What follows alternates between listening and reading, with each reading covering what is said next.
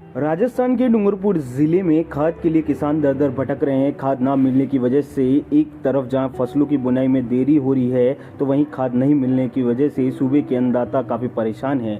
हालत यह है कि कई दिनों तक लाइन में लगने के बाद भी किसानों को ज़रूरत के मुताबिक खाद मुहैया नहीं हो पा रहा है। वहीं उनकी पहले से उगाई गई फसलों का भी नुकसान हो रहा है।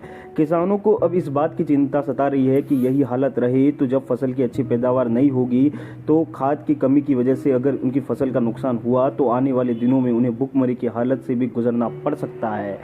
डूंगरपुर में यूरिया डीएपी खाद की किल्लत से किसान चक्कर काटने को मजबूर हैं। सहकारी समिति केंद्र पर खाद की सप्लाई कम होने के कारण किसानों की लंबी लंबी लाइन लग जाती है। यहां पर किसान क्रय विक्रय सहकारी समिति केंद्रों पर सुबह से ही लाइन में लग जाते हैं ताकि उन्हें ज़रूरत के मुताबिक खाद मिल जाए।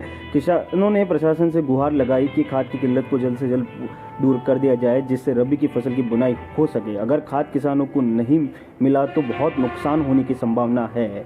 क्रय विक्रय समिति के अध्यक्ष रतनलाल पाटीदार ने बताया कि डीएपी 250 मीट्रिक टन यूरिया के 15,000 बैग की ज़रूरत जिले में है, लेकिन जिले में सिर्फ डीएपी के 950 बैग मिले हैं जो कि आते ही खत्म हो गए। खाद व बीज की डिमांड की गई है। वहीं क्रय विक्रय समिति में एसएसपी खाद में 500 बैग पड़े हुए हैं जिसे किसान ले जा रहे हैं।